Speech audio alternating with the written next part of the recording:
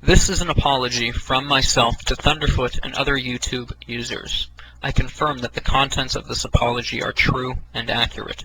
My username on YouTube is Venomfangx. As many of you may know, there has been a dispute between Thunderfoot and myself over the past few weeks. We have resolved that dispute, and as part of the resolution, I am here to express my regret for the misuse of the Digital Millennium Copyright Act to serve takedown notices in relation to a number of Thunderfoot's videos on YouTube. In return, Thunderfoot has agreed not to pursue legal action against me or report me to YouTube.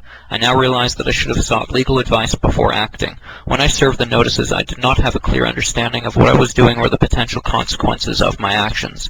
I now understand that the Digital Millennium Copyright Act, or DMCA for short, is a U.S. copyright law.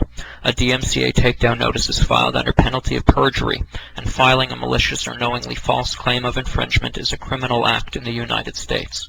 If you serve a malicious or false DMCA notice on someone, then that person has the right to pursue civil action, which enables them to recover damages and legal fees.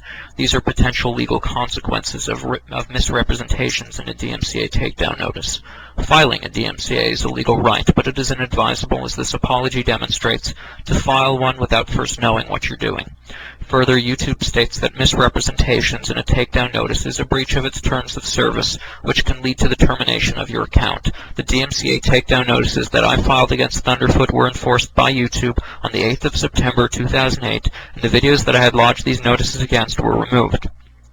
As a result of Thunderfoot's counter notices and the fact that I did not take legal action against him, the videos were reinstated on the 1st of October 2008.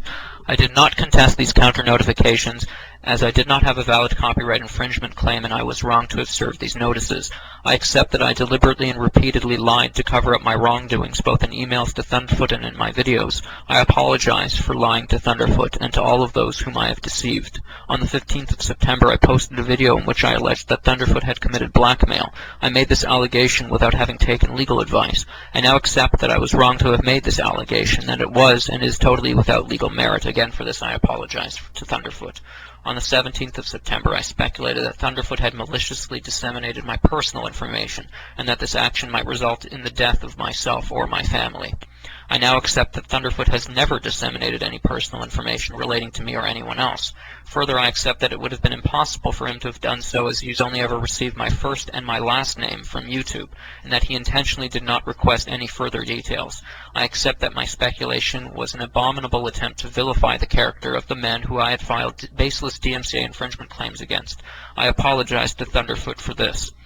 On the 17th of September, I rationalized that my filing of DMCA notices against Thunderfoot's videos by suggesting that I perceived the purpose of these videos as being solely to humiliate or defame my character. I now understand that this is not an issue of copyright.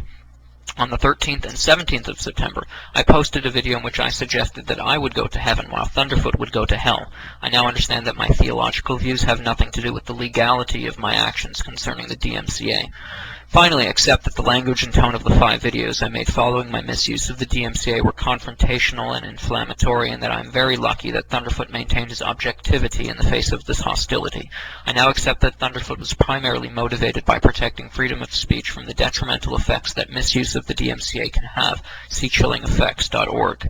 I now understand that my misuse of the DMCA was essentially stepping on free speech rights of others, and that this was both antisocial and unlawful, and I was wrong for doing so. I apologize to Thunderfoot and to anyone else affected by my actions.